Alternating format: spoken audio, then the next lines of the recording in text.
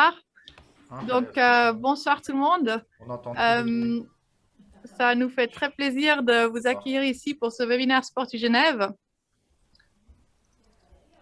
Euh, Comme vous le voyez, on a des panélistes qu'on peut accueillir. Il y a Patrick Brunet-Magnusson, qui est le président de l'Association cantonale de hockey sur glace. Aurélie Delacroix-Tarenne, qui est la coordonnatrice santé et performance du Swiss Olympic Medical Center de l'hôpital de la Tour. Et puis il y a Alexandre Lys, qui est directeur adjoint de l'école de natation de Genève et ancien nageur international. Et Valérie Mermot, qui est mère de deux jeunes skieuses. Nous sommes donc très heureux de pouvoir vous accueillir et puis aussi de souhaiter la bienvenue aux participants pour justement apporter les différentes perspectives en termes de rôle ainsi que type de sport et par conséquent aussi en termes de situation et de mesures et d'impact en fait sur les jeunes dans la situation actuelle. Pour commencer, j'aimerais poser une question à toi, Patrick. Vu qu'en tant que président, tu as la charge d'orienter et puis de mettre en place des bonnes conditions cadres pour le hockey sur glace en fonction des mesures et de l'évolution de celle-ci. Quel est le constat général et puis quels sont les défis que vous rencontrez aujourd'hui pour justement faire un tour au niveau de cette question et puis de mieux comprendre les approches de solutions avec toi? Ben, honnêtement, les plus grands défis, c'était déjà évidemment le maintien des activités pour les moins de 16 ans. Ça, c'était la première chose pour la jeunesse. Euh, le deuxième défi, c'était de espérer pouvoir continuer à jouer des championnats à un moment donné, que ça reprenne. Ça n'a pas été le cas. Et le plus grand défi, je pense, c'est vraiment de maintenir le nombre de licenciés au niveau de tous les clubs pour pouvoir reprendre lorsque ça renvoyera de manière normale. Ça, c'est vraiment les plus grands défis. Après, il y a le côté finance, mais il y a eu beaucoup d'aide de ce côté-là quand même. Ok, merci beaucoup. Maintenant, je sais que dans la préparation du webinaire, tu avais parlé justement aussi de la capacité d'adaptation et puis de l'innovation, que justement ça, c'était une de vos approches de solutions, de mettre justement en place le e-training et puis des choses comme ça. Et puis que justement, il semblait très important aussi d'offrir des perspectives. Est-ce que tu peux ou veux préciser peut-être un peu à ce niveau-là, justement? C'est vrai que c'est un défi d'innover et de pouvoir s'adapter par rapport à la situation. On a la chance aujourd'hui, c'est que tout le monde est quand même d'une manière ou d'une autre connecté. Les, les e-training à travers Zoom ou d'autres plateformes, ça permet déjà de rester en contact avec ses membres, avec ceux qui malheureusement n'ont pas la possibilité de continuer à pratiquer, c'est-à-dire les plus de 16 ans. Et également, ben, ça permet de prendre leurs nouvelles, les maintenir quand même un minimum en activité. Certes, on n'est pas en semi-confinement comme on était au mois de mars, mais ça Oui. permet quand même de garder un lien avec eux. Et puis, ça, c'était plutôt il y a quelques mois en arrière où on se disait, ben, si ça repart, au moins on a gardé le lien, on a continué à faire de l'activité. Oui. Ouais. Ok, merci. Alexandre, étant donné que toi, tu es dans un sport différent, c'est-à-dire un sport individuel notamment, et puis aussi avec des besoins d'infrastructures différents, et puis notamment une infrastructure qui a été fermée longtemps, qu'est-ce que toi, tu peux relever en termes de situation pour la natation, justement? Quels sont les défis que vous rencontrez, et puis quelles sont les approches de solutions que vous avez mis en place? Alors nous, déjà, on a la piscine de Varambé, donc on est dans une installation de la ville de Genève, donc on est très dépendant des décisions du Conseil d'État de la ville. Du coup, nos défis vraiment, c'était de devoir nous adapter en fait à chaque nouvelle mesure ou chaque assouplissement et d'adapter en fait ce qu'on propose à nos clients, enfin, dépendamment de en fait ce que plus haut on nous disait. Donc, on a eu des fermetures, on a eu des réouvertures partielles et par étapes. Ensuite, on a à nouveau une fermeture, maintenant une réouverture avec des mesures extrêmement strictes. Du coup, on doit enfin vraiment s'adapter et essayer d'innover un maximum pour continuer à proposer cette activité et surtout d'être le plus constructif, rester le plus positif possible pour justement continuer à avoir cette activité qu'on peut proposer aux jeunes qui en ont vraiment besoin aujourd'hui. Ouais. Dans la préparation du webinaire, tu relevais le fait que justement, il y avait aussi des choses positives en fait qui en découlaient ou justement qu'il y avait des choses spécifiques qui étaient justement la fermeture au public et puis aussi l'accès des parents qui étaient différents. Est-ce que tu veux préciser peut-être un peu à ce niveau-là? Alors, principalement, la piscine, actuellement, elle est fermée au public, donc elle est ouverte seulement pour les clubs et pour les écoles de natation. Donc, on a certains points négatifs, comme quoi on peut utiliser par exemple seulement un bassin au lieu de 3 normalement. On a beaucoup moins de professeurs. Donc, on a une capacité d'accueillir seulement 15 élèves en même temps. Normalement, on a jusqu'à 40, voire 50 enfants en même temps, donc c'est très restreint. Mais il y a des points extrêmement positifs. Par exemple, l'environnement est beaucoup plus calme, la qualité des cours donc beaucoup meilleure. Les enfants, enfin les parents ne sont pas au bord du bassin, donc les enfants sont pas, il n'y a pas cette pression, ils sont plus ouverts, ils sont plus concentrés, il y a une évolution qui est beaucoup meilleure que normalement, donc la progression est beaucoup meilleure. Donc il y a plein de points positifs qu'on voit. Ils sont souriants et puis on a beaucoup de retours très positifs aussi des parents, comme quoi c'est une des seules activités qui leur reste. Donc ils sont vraiment ravis de revenir et on voit ça dans les réinscriptions actuellement. Donc les gens, ils nous font confiance, on essaie d'être le plus transparent possible et de vraiment créer un lien avec nos clients pour permettre à leurs enfants de poursuivre une activité dans cette période un peu difficile. Ouais. Ouais, je trouve que c'est parce qu'on remarque, c'est que tu relèves beaucoup le fait que justement vous êtes heureux et puis reconnaissant aussi de pouvoir pratiquer votre sport et puis justement de voir que les jeunes ils peuvent être actifs et puis qu'il y a cette capacité de leur offrir les conditions cadres quand même nécessaires pour progresser. Toi maintenant en tant que directeur adjoint, j'imagine qu'il y a des choses qui viennent peut-être en plus avec les mesures, c'est-à-dire peut-être est-ce qu'il y a un contrôle plus important que vous devez mettre en place. Et puis, il me semble que tu avais parlé notamment des tâches que vous n'avez pas à faire habituellement, qui sont peut-être la caisse et des choses comme ça. Est-ce que ça, c'est trop lourd à porter? Est-ce que c'est lourd à porter ou est-ce que vous arrivez à assumer ça? Enfin, comment est-ce que tu vois ça? Pour l'instant, on arrive à assumer ça parce qu'on fait ça un petit peu par passion. Enfin, c'est une entreprise familiale, donc déjà, ça a été créé par mon grand-père qui est actuellement dirigé par ma mère et moi qui viendrai ensuite. Et donc, on est tous dans la natation, donc on fait ça par passion. On aime la natation, on aime voir les enfants évoluer. Donc, pour l'instant, ça va, mais à long terme, voire à moyen terme, ça va être assez compliqué au niveau financier parce qu'on a des tâches, on doit, enfin surtout tout ce qui est administratif, on a par exemple notre secrétaire ou certains professeurs qu'on doit, le taux de travail a été augmenté, on a quelqu'un devant qui gère l'accueil des enfants. Enfin, il y a tout ce qui est administratif, c'est quand même assez compliqué. On doit on doit s'adapter et on doit, voilà, si on veut continuer notre activité, c'est ce qu'on doit faire. Après, c'est vrai qu'à moyen et à long terme, niveau financier et survie de l'école de natation, ça deviendra plus compliqué. Ouais, ok, merci. Maintenant, peut-être une fois la perspective justement parentale, parce que ben, concernant les jeunes, c'est vrai que les parents ils jouent aussi un rôle clé. Valérie, en échangeant avec toi en amont du webinaire, il y a quelque chose qui m'avait beaucoup frappé, c'était la différence justement de situation pour ta fille plus âgée, et qui a, si je ne me trompe pas, 16 ans, ou qui va avoir 16 ans, et puis la plus jeune qui a dans les 12 ans. Et je trouve que ça, c'était vraiment fortement ressorti. Donc, je voulais savoir si tu pouvais peut-être partager ce que toi, tu as observé en tant que mère, et puis quelles sont justement les approches nécessaires, et puis tes constats. Alors, effectivement, par rapport à ce que tu dis, ma fille de 16 ans, par rapport au ski alpin, elles font les deux le ski alpin. Elle termine son circuit standard. Le ski, ça se termine assez vite en Suisse. Et puis, enfin, si elle ne performe pas maintenant, il n'y a pas grand-chose qui se passe après en Suisse.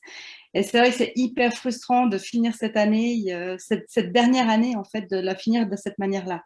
C'est assez compliqué de garder le moral, d'essayer de rester motivé. Compte tenu qu'il n'y a pas de compétition pour tous ces jeunes, Alors, c'est vrai que les coachs se donnent beaucoup de moyens de leur proposer des entraînements chronométrés, de faire des petites confrontations par région pour essayer de garder un peu la motivation. Mais c'est pas simple parce que, voilà, moi, j'ai des filles qui fonctionnent quand même à l'adrénaline et puis il n'y a pas cette adrénaline parce qu'il n'y a pas de podium à la clé, il n'y a pas de médaille à la clé. Alors, c'est des entraînements chronométrés, mais depuis le temps qu'ils en mangent, des entraînements chronométrés, voilà, c'est pas évident de maintenir la motivation surtout. Et puis le moral des troupes, enfin voilà, c'est aussi par rapport à l'ambiance familiale. Enfin voilà, on a beaucoup de trajets, donc c'est beaucoup d'organisation c'est un peu vide quand même pour garder la motivation. Oui. Tu Par disais contre, c'est vrai que depuis le premier confinement, quand ils ont, les coachs ont organisé des visios pour la condition physique, ils ont été super bien pris en charge, vraiment.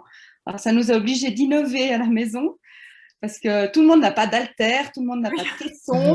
Alors voilà, il faut bricoler, il faut essayer de trouver faut être inventif. Donc ça, c'est un côté positif. Oui. D'inventer du matériel de conditions physiques pour aller de l'avant. Et puis, donc voilà, il y a des points positifs. Là aussi, quand ils font des entraînements chronométrés, bon, bah, c'est pas 2 passages comme en course. Ils vont faire 4 ou 6, mais du coup, ils vont aussi pouvoir s'améliorer dans leur passage. Enfin, ils vont apprendre d'autres choses. Que voilà, si vous loupez un piquet en course, c'est foutu, quoi. La course, c'est foutu. Vous avez fait le déplacement pour 2 minutes, quoi.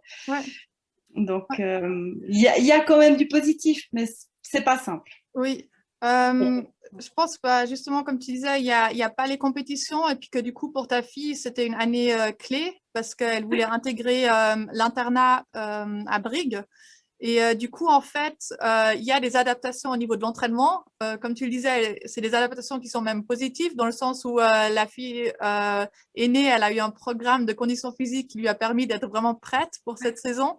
Et puis, la plus jeune, elle a pu suivre. Donc, elle a bénéficié un peu de ce programme de la plus grande. Mais justement, il y a pas les adaptations et puis les clarifications nécessaires justement en termes de sélection et puis en termes de suite après pour ta plus grande. Et du coup, pour elle, c'est un peu comment dire, un flou en termes de la suite, en fait, de sa suite dans le ski alpin, c'est ça? Oui, alors justement, c'est vrai que bon, la petite, elle a encore des années à venir dans le circuit standard, on va dire. Oui. Donc, ça devrait être plus calme niveau Covid, on va croiser les doigts. Mais par rapport à la grande, c'est vrai que c'est une année décisive où normalement, les sélections se font par rapport à certaines courses nationales, des courses interrégionales, et il y a des points à la clé. Et ça valide en fait s'ils peuvent aller plus loin, éventuellement à Brigue, par rapport au ski en tout cas.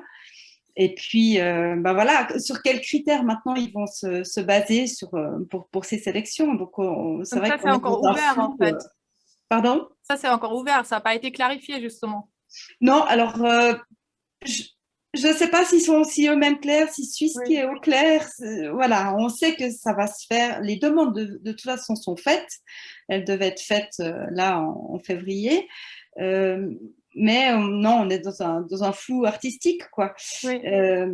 La même chose. Déjà, le ski est un flou artistique dans l'organisation parce qu'on est dépendant de la météo. Hein. Donc, c'est déjà sportif parce que, en tant que parent aussi, parce que des fois, ils décalent tout de 24 heures. Le boulot, c'est difficile de décaler de 24 heures. Alors, c'est déjà pas simple comme ça, mais avec les mesures de Covid, on doit être réactif d'une semaine à l'autre. Là, on a appris hier que mardi et mercredi, elles font quelque chose, dans quelques jours. Il y a l'école. Donc, c'est pas évident. Parce que selon les mesures, tac, ils réagissent, puis on a une semaine pour s'organiser. On n'a jamais autant navigué à vue. Alors, voilà, c'est flou. Oui, merci Valérie. Puis c'est vrai que je pense qu'en tant que parent, du coup, c'est comment dire, ça demande des ressources et puis peut-être justement aussi de pouvoir relativiser encore davantage qu'habituellement et puis essayer de comment dire, amorcer amorcer les frustrations et puis aussi le manque de clarté puis de cohérence aussi, parce que je pense qu'elle est assez consciente aussi qu'il manque peut-être une certaine cohérence par moment au niveau des jeunes. Bah, la cohérence déjà de base, c'est vrai que c'est difficile pour mes filles qui sont skieuses. Alors, c'est pas forcément valable pour tous les autres sports. Ouais. Mais là, les stations de ski sont heureusement ouvertes. Donc, on a cette chance. Elles ont pu skier tout le long. Donc, elles ont au moins eu des relations sociales avec leurs amis du ski. Elles ont pu continuer leur sport. Donc, c'est une grande chance. Par contre, c'est vrai que mes filles ne comprennent pas pourquoi elles ne peuvent pas faire de course. Elles sont sur place, les autres sont sur place, tout le monde skie. Mais voilà, elles ne peuvent pas avoir un dossard avec une course officielle, avec des publications. C'est difficile de leur dire, écoute, accepte, et puis c'est tout, c'est comme ça, c'est pas forcément logique. Et voilà. Et puis bon, c'est des ados, donc la révolte est facile, mais c'est vrai que c'est plein d'incompréhension. Oui. C'est pas évident à gérer en tant que parent. Ouais. Donc, les stations sont ouvertes, donc voilà. Heureusement, au moins il y a ça. Oui, alors heureusement, mais tout le monde skie, donc pourquoi pas faire de course? Mais bon, voilà, il devait être juste, je pense, par rapport à tous les autres sports. Voilà. Aurélie, toi, quel est le regard justement en tant que spécialiste maintenant sur cette situation? On a vu que c'est une situation qui demande énormément d'adaptation, donc autant au niveau des dirigeants que des entraîneurs, que des parents et puis des jeunes. Quelle est ta perspective en fait, et puis avec ton expertise sur cette situation? Alors, déjà, ce que j'observe, moi, c'est que d'une façon générale, chez les moins de 16 ans, finalement, tout se passe presque comme normalement, en fait, mis à part le fait qu'il n'y a pas de compétition. Tout le monde semble avoir trouvé des solutions, et tant mieux. Au niveau de la natation, il semblerait même que ce soit plus que positif. Le travail se fait mieux, donc tant mieux. Ce que j'ai envie d'ajouter, c'est que peut-être qu'il faudrait prendre le temps pour les jeunes, pour les parents, de réfléchir à qu'est-ce qui est utile pour mon enfant, vraiment. Pour une fois, on a le temps, il n'y a pas de compétition, les entraîneurs sont peut-être un petit peu plus disponibles, quoique, vu dans la mesure où les groupes sont restreints, l'organisation est différente, donc ce n'est pas forcément évident qu'ils soient plus disponibles. Mais en tout cas, les jeunes ont le temps de s'entraîner. Parce que souvent, dès lors que la période de compétition commence, on court après le temps parce qu'il y a les entraînements, il y a les compétitions, puis on recommence les entraînements, les compétitions. Non, là, il n'y a que des entraînements. Donc peut-être que pour une fois, il faudrait prendre le temps de réfléchir à ce qui est utile au développement de l'enfant. À savoir que si l'enfant, selon la période de développement dans laquelle se trouve l'enfant, s'il est prépubère ou pubère ou post-pubère, ce qui est utile de travailler n'est pas forcément pareil d'une période à une autre. Donc peut-être que là, il faudrait un peu cibler le travail, en tout cas prendre un petit peu conscience de tout ça. Voilà. Par contre, moi, ce qui me pose problème, que ce soit pour les moins de 16 ans, les plus de 16 ans, pour tout le monde, c'est effectivement cette absence de compétition. Dans le ski, je ne comprends pas pourquoi. Dans les autres sports, comme le hockey, par exemple, contact, blablabla, ok, ça se défend. Bon, c'est un fait, il n'y a pas de compétition, mais je trouve que c'est un réel problème. Parce que le défi principal de toute association sportive, que ce soit un club, que ce soit une association cantonale, que ce soit une association régionale, c'est de former des jeunes sportifs. C'est de faire en sorte qu'ils s'épanouissent dans leur sport, qu'ils progressent et pourquoi pas qu'ils accèdent à l'élite. Et la compétition, dans ce sens, elle est très formatrice. Et malheureusement, là, on passe à travers une année de no man's land où il n'y a pas de compétition et où qu'est-ce qu'on va en tirer comme bénéfice? Je ne sais pas. Je ne sais pas vraiment s'il y aura des bénéfices, mis à part le fait qu'ils se soient plus entraînés. Est-ce qu'ils se sont correctement entraînés dans la mesure où il n'y a pas de compétition? Je ne sais pas, parce que comme le disait Valérie, la compétition, c'est les enfants, ils sont demandeurs de ça. Il y en a certains qui ont vraiment besoin de ça pour avancer. Donc là, j'ai mis un petit doute quand même. Donc, à suivre. Je pense que c'est intéressant. C'est vrai que, comme tu l'as relevé, il y a un rôle au niveau du sport qui est divers. Il y a évidemment le bien-être. Après, il y a évidemment le fait de pouvoir forger une identité. Il y a le fait de pouvoir peut-être entrer dans la formation. Il y a le fait de pouvoir justement être compétiteur. Et puis, c'est vrai qu'à ce niveau-là, ce que je vois avec Valérie, c'est justement le fait que les instances nationales sont dans le flou aussi, avaient peut-être espéré pouvoir organiser des compétitions pour cette tranche d'âge, comme c'est le cas aussi pour les plus âgés, et puis qu'au niveau international, et puis qu'en fait, apparemment, jusqu'à présent, c'est pas le cas. Alors que peut-être, si on provoque un peu, on pourrait dire ça se fait au niveau international pour le sport élite. avec évidemment des mesures très strictes et très claires. Donc, pourquoi est-ce qu'on ne pourrait pas le faire pour les sportifs de la relève, sachant que justement dans le sport, c'est important de pouvoir se former jeune, parce qu'il faut une dizaine d'années pour atteindre le haut niveau. Et puis du coup, bah, justement, la fille de Valérie, elle est exactement dans la tranche d'âge où elle doit faire sa formation de sportive, en fait, dont fait partie la compétition si elle veut devenir compétitrice. Et puis maintenant, je voulais peut-être voir aussi avec ce que toi tu relevais, c'était la différence un peu, enfin de dire qu'il y a des solutions qui sont là, mais on avait vu qu'il y avait des différences entre les âges. Et puis, Patrick, toi, tu avais relevé ça aussi auparavant pour le hockey.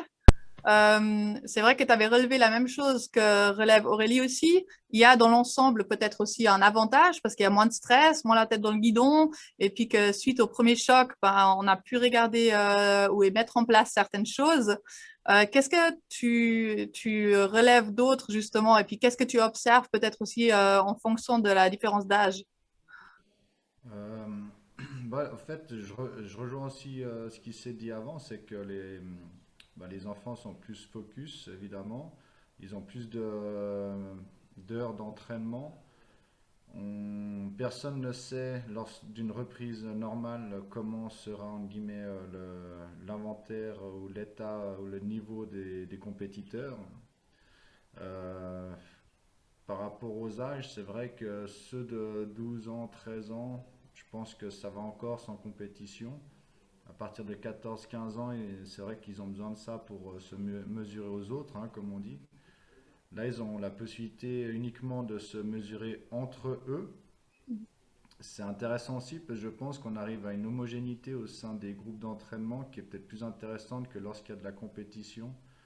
Il n'y a pas forcément cette concurrence où peut-être on va jouer sa place, on va peut-être jouer son niveau de jeu ou bien de compétition du week-end en fonction un peu de ses performances aux entraînements sur les dernières semaines.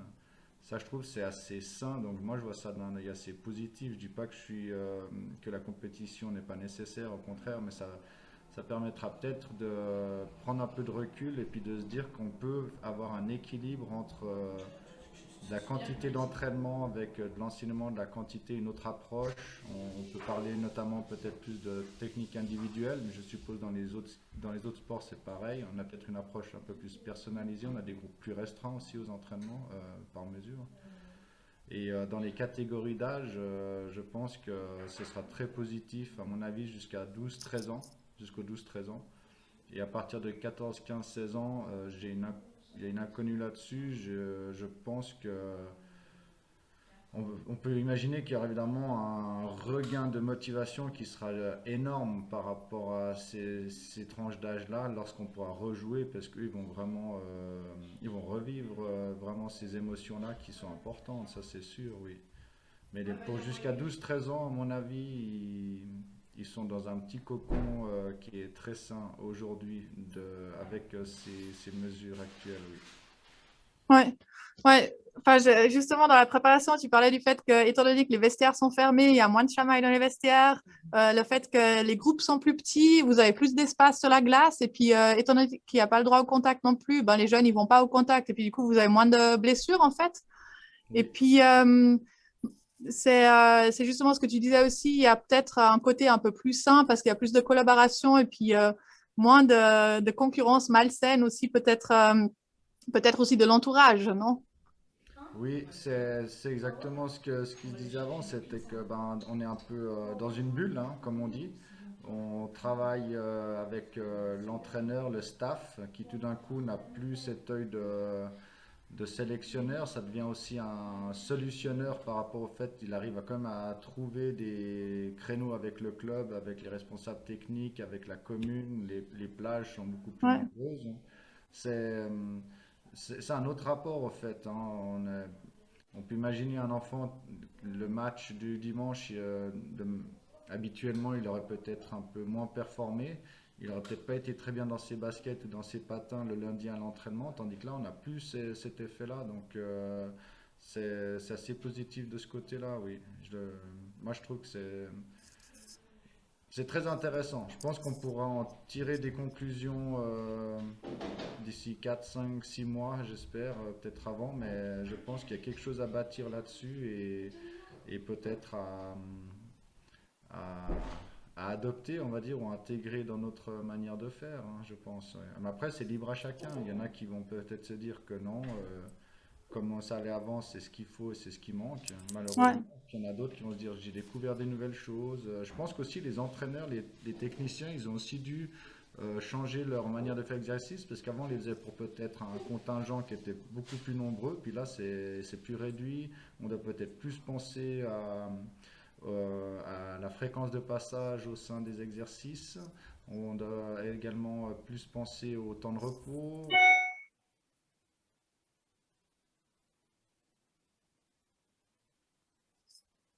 ouais. Euh, Moi, j'ai une question à Alexandre, en fait. Alexandre, toi, est-ce que tu as pu observer des choses positives dans la natation? Et puis, est-ce que toi aussi, tu as l'impression qu'il y a peut-être comme une génération un peu sacrifiée, qui sont justement ces 15-16 ans actuellement? Bah, chez nous, puisqu'on n'est pas un club, on n'est pas vraiment axé sur la performance. Donc, comme disait très bien Patrick avant, j'ai l'impression qu'il faudrait séparer entre les moins de 12 ans qui sont vraiment dans ce cocon qui est plutôt confortable, euh, où voilà, tout va aussi bien qu'avant, voire même mieux. Et puis, ça leur suffit de venir une fois, et puis d'avoir une activité ludique, et puis partager, et puis bien progresser, et puis vraiment créer une bonne base. Donc, on se laisse aussi plus de temps avec ses enfants pour bien créer une bonne base pour mieux évoluer ensuite. Et après, par rapport à mon expérience à moi en tant que sportif, je comprends tout à fait les jeunes de 14, 15, 16 ans qui s'entraînent tous les jours, voire deux fois par jour, et qui veulent se mesurer, qui veulent. C'est pour ça qu'ils s'entraînent finalement. Mm. Soit en compétition au ski ou en natation ou au hockey, dans des matchs et tout ça. C'est pour ça qu'on s'entraîne, c'est pour ça qu'on se lève le matin. Donc je comprends cette frustration de ne pas pouvoir montrer de quoi on est capable. Mais je pense que c'est un bon moment puisque c'est un peu une phase critique, 15-16 ans, on ne sait pas trop dans quelle direction on va. Je pense que c'est aussi un bon moment pour se remettre en question, se reposer la question, est-ce que c'est vraiment ça que je veux? Et puis si c'est vraiment ça qu'on veut, ben, comme ça on est 100% sûr et puis on va encore plus fort qu'avant. Enfin, Ouais, si c'est ouais. pas trop ça, bon, on a le temps de se remettre en question puis voir éventuellement si, je sais pas si on veut faire plutôt un autre sport ou plutôt dans les études. Voilà, un petit peu. C'est une bonne opportunité pour remettre ses priorités, je trouve. Ouais, ouais. Ouais, puis peut-être c'est aussi notre rôle en tant qu'adulte, que ce soit en tant que parent ou en tant qu'entraîneur ou justement en tant que dirigeant, de un peu amorcer ce flou qui existe au niveau des sélections et puis qui existe du coup aussi un peu au niveau du décalage des objectifs pour les jeunes. Parce que si je reprends l'exemple de la fille à Valérie, ben, elle avait un objectif qui était d'intégrer vraiment la formation élite à Brigue. Et puis, ben, actuellement, en fait, c'est même pas clair comment est-ce que ça va être déterminé, sur quels critères est-ce qu'elle va pouvoir intégrer ou pas cette formation-là. Donc, peut-être c'est aussi à nous, adultes, justement, de leur donner le calme nécessaire et puis de amorcer ce décalage et puis ce manque de clarté à ce niveau-là. Aurélie, est-ce que pour conclure, est-ce que toi, tu as des conseils peut-être ou quels sont un peu les takeaways que toi, tu pourrais partager avec les participants et puis avec les gens qui se préoccupent en fait de la situation actuelle pour les jeunes dans le sport? Oui, j'ai effectivement, j'avais fait quelques petits slides pour résumer un petit peu ce qu'on s'était dit avant, mais je peux pas partager en fait. Attends, alors moi je vais checker. Normalement, je t'ai donné l'accès de partage. Je vais juste revérifier encore une fois. Alors, tous les panélistes. Tang. Ok, essaye voir. Alors,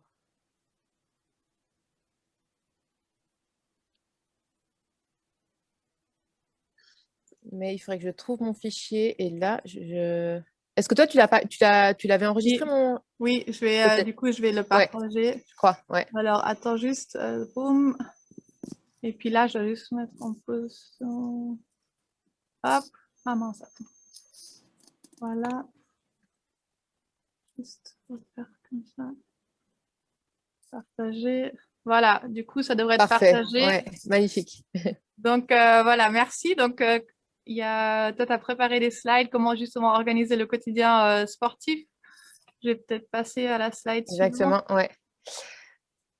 Pour revenir un petit peu sur les moins de 16 ans, pour qui finalement tout se passe à peu près correctement, si ce n'est le fait qu'ils n'aient pas de compétition, je voulais juste donner de l'importance aux objectifs que, même en l'absence de compétition, je pense que c'est important pour les entraîneurs, pour les enfants et pour les parents que chacun fixe des objectifs dans quelques domaines que ce soit, hein, que ce soit d'améliorer son temps sûr, que ce soit un objectif technique, que ce soit un objectif mental, essayer de trouver un petit peu des solutions pour qu'il y ait quand même un enjeu malgré l'absence de compétition. Après, je l'ai dit aussi, hein, essayer d'être utile au développement de l'enfant, de donner, de faire attention à bien travailler la bonne chose au bon moment. Voilà, je donne quelques exemples. Par exemple, sur un enfant prépubère, donc moins de 12 ans, d'essayer de favoriser plutôt l'élargissement du répertoire moteur, travailler la coordination, leur proposer diverses choses. Et à la puberté, axer le développement sur l'endurance, qui est un petit peu une qualité qui diminue à cette période-là. Et pas faire forcément l'inverse, hein, pas travailler l'endurance quand ils sont petits et la coordination quand ils sont plus grands. Là, c'est vraiment du non-sens. Voilà. Ensuite, pour les plus de 16 ans, voilà. Donc là, les plus de 16 ans, moi, je trouve que c'est vraiment un public critique. Hein. Déjà, en soi, le plus de 16 ans, c'est un adolescent et on sait très bien que c'est une phase un petit peu compliquée dans tous les domaines. Et là, on les empêche de pratiquer quelque chose qu'ils aiment pratiquer. Je pense à tous les sports collectifs où là, ils ne peuvent plus jouer, en fait. Ils ne peuvent plus pratiquer leur sport normalement. Et ça ça me semble un petit peu dommageable pour cette période qu'est l'adolescence. Donc, il y a une restriction de la pratique. Donc, les jeunes en font moins, ils diminuent la quantité de travail, ou alors ils ne feraient pas ce qu'ils devraient faire si la situation était normale. Par exemple, l'absence de contact, notamment en sport collectif. Et moi, j'ai un petit peu peur de ce retour à la normale. Pourquoi? Parce que ils en font moins, ils ne font pas ce qu'ils devraient faire, donc ils risquent d'avoir un déficit en termes de conditions physiques, ils risquent de rencontrer une mauvaise condition physique ou une condition physique qui n'est pas adaptée, l'absence de contact, par exemple. Je me dis, le jour où les joueurs de hockey vont pouvoir rejouer au hockey normalement, ou les joueurs de foot vont pouvoir rejouer au foot normalement, je ne suis pas sûre que physiquement, ils soient aptes comment dire, Supporter faire les face à chocs. tout ça, quoi. Ouais, à Ouais. supporter les chocs, exactement. Et là, qu'est-ce qui risque? Clairement, la blessure, quoi. Donc, bon, il faut garder en tête que il faut quand même faire un minimum de préparation physique un peu spécifique pour le jour où la situation redeviendra normale, parce qu'on espère quand même qu'un jour, elle reviendra normale. Et puis, il y a l'absence de compétition, hein, on l'a déjà dit, c'est un manque de stimulation et d'entrain. Et puis, peu à peu, il y a des jeunes qui lâchent l'affaire. Et un jeune qui lâche l'affaire, c'est un jeune qui arrête le sport. Et là, on va devoir faire face à un problème de santé publique, hein, comme le surpoids, par exemple. Nous, on en voit beaucoup ici à l'hôpital, des enfants qui ont lâché l'affaire et qui ont pris du poids, ou même des gens, des adultes hein, qui ne font plus de sport parce que sous prétexte que tout est fermé, qu'on est confiné, voilà, ils lâchent l'affaire et on se retrouve avec des gens en surpoids, des gens qui ne vont pas bien dans la tête, des gens qui sont complètement déconditionnés. Et ça, c'est un autre problème. Est-ce qu'on peut dire que c'est une question aussi un peu de garder et puis de prendre les bonnes habitudes, d'apprendre les bonnes habitudes, Oui. et puis que ça, justement, c'est à risque parce que le contexte est différent et puis du coup, la formation aux bonnes habitudes ne peut pas se faire correctement et puis ou ne peut pas être entretenue justement dans cet âge critique. Alors, il semblerait que là, finalement, j'ai l'impression que, en tout cas, les associations, les clubs font l'effort de leur apprendre les bonnes habitudes malgré le contexte actuel. Mais j'ai pas l'impression que sans ce contexte, ça a été fait, en fait. Les jeunes, ils arrivaient, on leur donnait l'entraînement et puis, OK, ils repartaient, ils avaient reçu l'entraînement comme ils étaient moins responsables que maintenant. Et finalement, il y a quelque chose, on peut tirer quand même un point positif de cette situation, c'est qu'on les aura rendus plus responsables et plus autonomes. Okay. Donc, est-ce que ça aura créé justement une espèce de routine qui sera valable toute leur vie? On peut le penser, on peut l'espérer. Ok, donc ça, tu vois pas comme un risque pour justement les adolescents de 15, 16, 17 ans, surtout les 16, 17 ans qui peuvent peut-être plus pratiquer et puis qui sont restreints à ce niveau-là, que eux, comme tu dis, ils lâchent l'affaire, mais qu'ils perdent aussi les bonnes habitudes.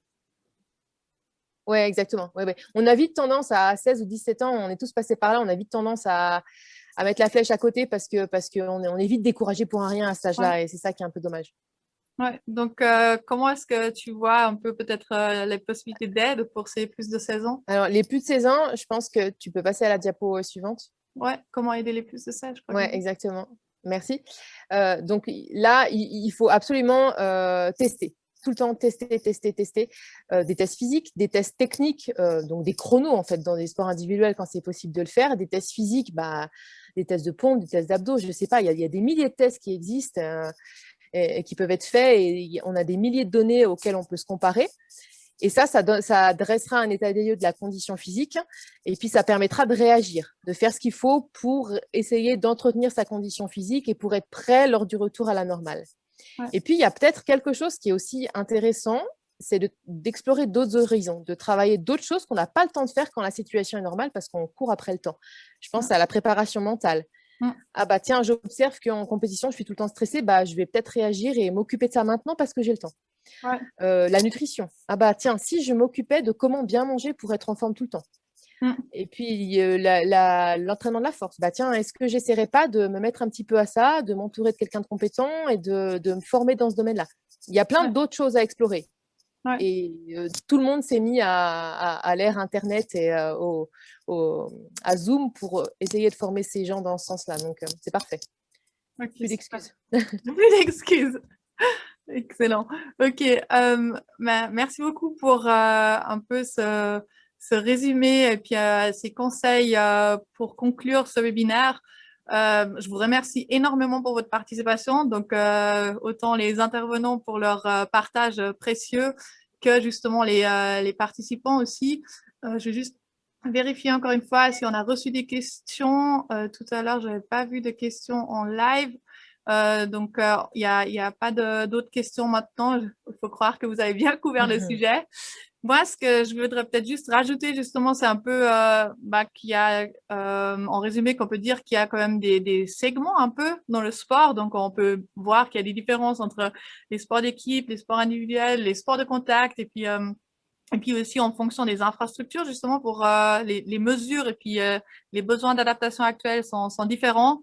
Après, ce qu'on a clairement vu, c'est qu'il y a des différences en fonction de l'âge des jeunes et que ce qu'on a vu aussi, c'est qu'il y a un besoin d'adaptation qui est fortement augmenté, autant de la part des parents que des responsables et puis des jeunes. Ce que j'aimerais peut-être aussi ressortir, c'est le fait que on a vraiment l'impression qu'il est essentiel de prendre en considération les défis et puis les solutions pour les plus de 16 ans pour lesquelles la situation est très difficile.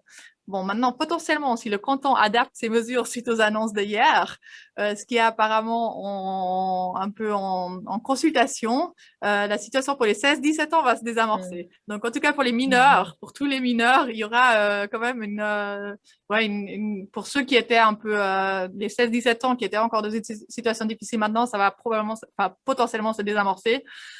Après, ce qu'on voit vraiment, c'est cette importance d'approche positive et puis notamment aussi de l'approche positive de la compétition par la suite, peut-être, de garder cette approche positive et puis de garder peut-être ce calme. Et puis, comme toi, tu disais, Aurélie, aussi, cette capacité à ressortir ce qui est vraiment essentiel et puis mettre le focus sur ce qui est essentiel en fonction des âges. Donc, on peut dire qu'il y a quand même des apprentissages importants ou des choses importantes qui sont mis en place actuellement et on espère vraiment que les jeunes restent dans le sport et puis que ceux qui les encadrent gardent aussi les ressources malgré toutes les mesures et puis ces changements et puis ces nécessités d'adaptation. Donc, n'hésitez pas, si jamais, de prendre contact peut-être avec les intervenants si vous avez envie de poursuivre ou des échanges ou si vous avez des questions spécifiques. Et puis, si vous avez des questions à Sporty Genève, parce que vous avez des questions liées au sport dans votre activité, que ce soit en tant que parent, en tant qu'association ou en tant que jeune aussi, n'hésitez pas. Et puis, je vous donne déjà rendez-vous pour le 25 mars. On va parler des sportifs loisirs. Justement des adultes maintenant aussi, parce qu'ils sont aussi dans une situation particulière comme Aurélie l'a brièvement relevé. Donc, je vous donne rendez-vous pour le 25 mars et puis je vous souhaite encore une bonne soirée. Puis merci à vous tous d'avoir participé. Au revoir. Merci beaucoup, au revoir. Bonne soirée.